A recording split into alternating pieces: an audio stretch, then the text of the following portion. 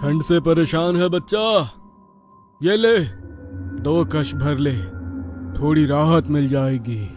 रंजन पहले से ही बहुत घबराया हुआ था। इस समय उसे बाबा की कही बातों को मानने के अलावा कोई और चारा नजर नहीं आ रहा था। थोड़ा सा कुचाते हुए उसने हाथ आगे बढ़ाया और चिल्लम बाबा के हाथों से लेकर 2 गहरे कश खींच लिए।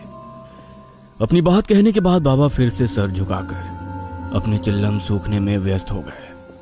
रंजन कुछ पल वहीं खड़ा रहा और फिर चुपचाप बाबा के बताए रास्ते पर आगे बढ़ने लगा।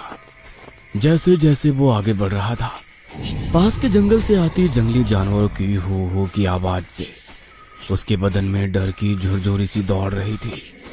अचानक उसे अपने पीछे किसी के कदमों की पात चाप सुनाई पड़ने लगी। इतने सुनसान रास्ते में अचानक कौन मेरे पीछे पीछे चल रहा है? किंतु बाबा ने कहा था मुझे पीछे मुड़कर नहीं देखना है। क्या करूं, कुछ समझ में नहीं आ रहा। रंजन अभी कुछ समझ पाता कि उसे अपना नाम सुनाई दिया। रंजन, रंजन, इतनी जल्दी मेरी आवाज भूल गया? अपना नाम सुनकर रंजन ने चौंक कर पीछे मुड़कर देखा तो उसे अपने ठीक पीछे वही बाबा दिखाई देते हैं। आओ, मैं तुम्हें ये रास्ता पार करा देता हूँ। तुम्हें डर लग रहा था ना? बोलो, कहाँ तक जाओगे? लेकिन अचानक से बाबा यहाँ कैसे आ पहुंचे और उन्हें कैसे पता मुझे डर लग रहा है? लगता है तुझे मेरी मदद की जरूरत नहीं। नहीं, ऐसी बात नहीं है। बस मेरा कोई ठिकाना नहीं बाबा, काम की तलाश में निकला था। रात में किसी गांव में डेरा लगा लूंगा, सुबह फिर काम ढूंढने निकलूंगा। इस रास्ते से दाएं घूम जाना, आगे एक जंगल दिखाई देगा। वहां पर एक बूढ़ी रहती है, किसी विश्वास के आदमी को ढूंढ रही है जो उसके बंगले की मरम्मत कर दे। बदले में तुम्हें अच्छे रकम दे देगी, लेकिन उसकी एक शर्त है कि बस अपने काम से काम रखना होगा। घर में किसी सामान को हाथ नहीं लगाना है और बूढ़ी से कोई सवाल भी नहीं करना है। एक और बात का ख्याल रखना, बूढ़ी औरत के पीछे जाने की गलती कभी ना करना।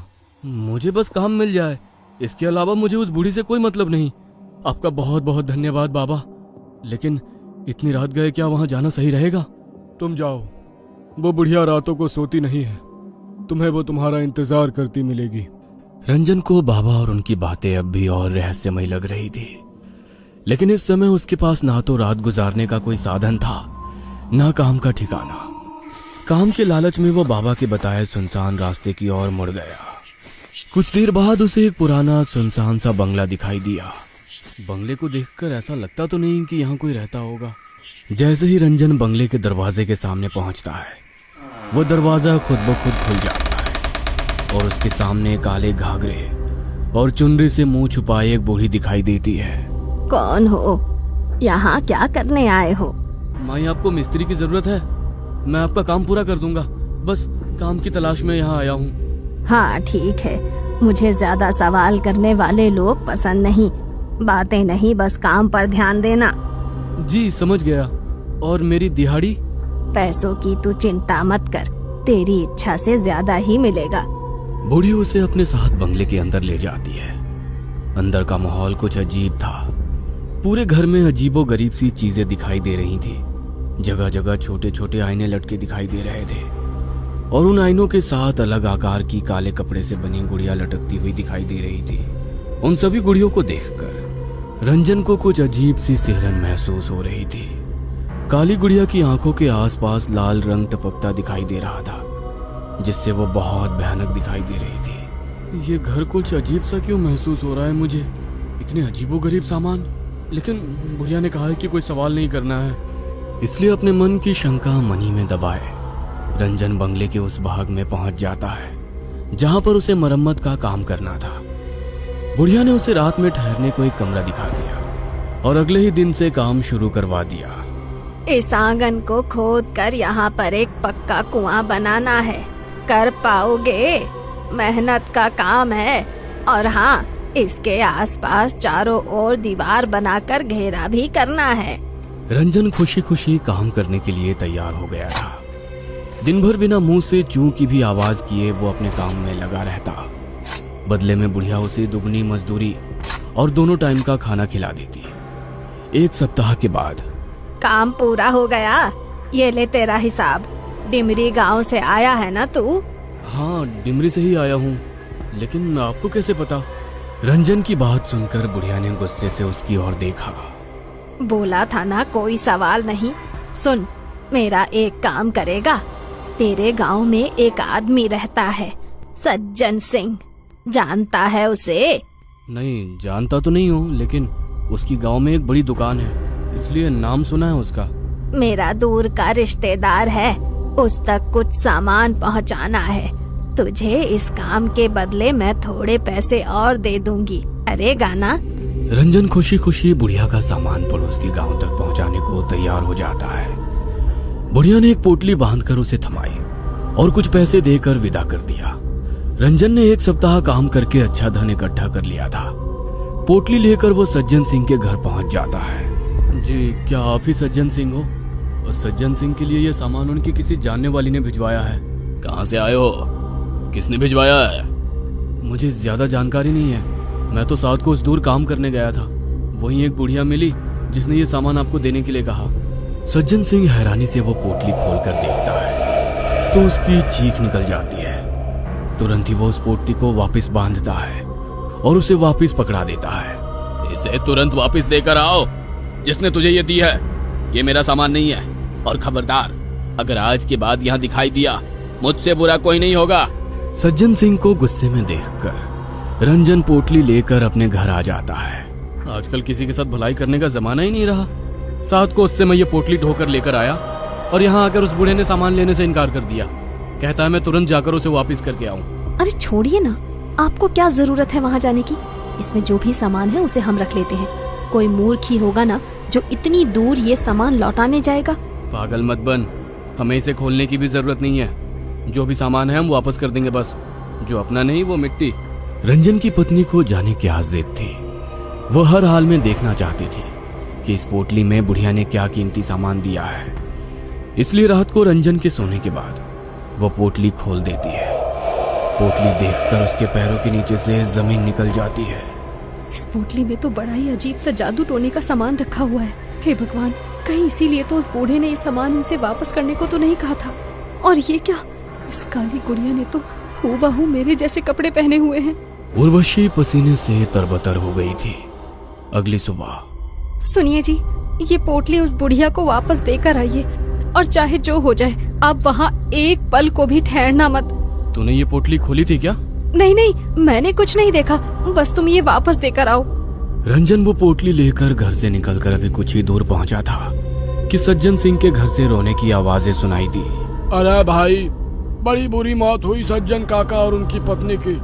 लगता है किसी ने मारकर फांसी पर लटका दिया हो। लेकिन हैरानी की बात तो ये है कि कमरा अंदर से बंद था। ऐसा कैसे हो सकता है भला? भाई, मुझे तो कुछ ऊपर का चक्कर लग रहा है। ये किसी इंसान का काम नहीं हो सकता। हालत देखी थी दोनों की, पूरा शरीर ऐसे मरोड़ा हुआ था जैसे कोई कपड़े की गुड़िया को मरोड़ता है। रंजन को गांव वालों की बात सुनकर एक झटका सा लग गया था।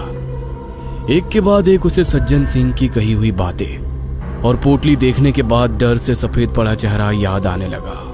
न जाने क्या पहेली है इस पोटली की। कल मैंने ये पोटली दी और आज सुबह उसकी मौत हो गई। रंजन तेजी से बुढ़िया के बंगले की ओर बढ़ा जा रहा था। आज जब वो बंगले के सामने पहुंचा तो पाया बंगले के दरवाजे पर एक ताला लटक रहा है और बंगला भी उसे कुछ ज्यादा ही सुनसान सा नजर आया। रंजन अब इस बंगले और बुढ़िया का सच जानना चाहता था, इसलिए वो ताला तोड़कर उसके अंदर घुस जाता है। अंदर का नजारा देखकर उसकी आंखें आश्चर्य से फैल गई थी। बुढ़िया के कमरे में 3 नई काली गुड़िया लटकी हुई थी और उसमें से एक गुड़िया के कपड़े उसे कुछ जाने पहचाने नजर आ रहे थे। रंजन घबराकर उस बंगले से निकलकर बाहर सड़क की ओर आ जाता है। भाई, कुछ पता है ये बुढ़िया कब तक लौट कर आएगी? रंजन की बात सुनकर उस आदमी ने उसे ऊपर से नीचे तक घूरते हुए कहा, पागल पागल है क्या भाई? ऐसा क्यों कह रहे हो भैया? क्योंकि यहाँ कोई नहीं रहता। 50 साल से लटका है ये ताला। और हाँ, भूत बंगला है ये।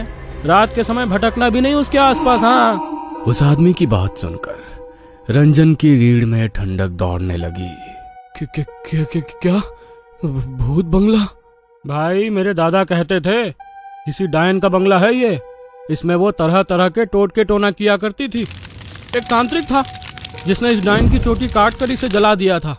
तब से ये बंगला ऐसे ही पड़ा हुआ है। कहते हैं आज भी रात के समय इस रास्ते से गुजरने वाले लोगों को वो डायन दिखाई दे जाती है और उस तांत्रिक का पता पूछती है। अपने सूखते हलक से रंजन ने अपना आखिरी प्रश्न किया। तांत्रिक? कहाँ रहता है वो तांत्रिक? कुछ मदद कर पाओगे क्या? भाई सुना है उसने इस डायन को मारने के बाद ये काम छोड़ दिया और दूर किसी गांव में जाकर बस गया। उसकी पहचान अब किसी को नहीं पता। बातें करते हुए रंजन बंगले से कुछ दूर तक आ गया था। आदमी के जाने के बाद अब मुझे ये पहली समझ में आ रही है। जरूर सज्जन सिंह वही तांत्रिक है जिसे वो बरसों से ढूंढ रही थी, और उसे मारने के लिए उसने मुझसे इस पोटली में जरूर कोई तंत्र का सामान भिजवाया था जिसने सज्जन सिंह और उनकी पत्नी की जान ले ली। लेकिन अब मैं इस पोटली का क्या करूं? रंजन कांपते हाथों से उस पोटली को उठाकर जंगल की ओर फेंककर अपने गांव लौट आता है। गांव आने के बाद उसने अपने घर का दरवाजा खोला तो उसे उसकी पत्नी भी सज्जन सिंह की तरह रहस्यमयी हालत में फंदे से लटकी हुई दिखाई देती है। पत्नी के जाने से रंजन पूरी तरह टूट गया था। वो हर पल खुद को ही उर्वशी की मौत का जिम्मेदार मान रहा था। आधी रात का समय था। रोते रोते शायद रंजन की आंख लग गई थी। तभी उसे अपने दरवाजे पर दस्तक सुनाई देती है। रंजन दरवाजा खोलता है तो उसके सामने फिर से वही मनहूस पोटली रखी दिखाई देती है। डर से रंजन पसीना पसीना हो रहा था। घबराकर वो इधर उधर देखता है। कुछ ही दूर पर पेड़ की ओट में एक काले कपड़े वाली बुढ़िया घूंघट के पीछे से झांकती हुई उसे नजर आती है, क्योंकि जो पीछा छोड़ दे वो डायन नहीं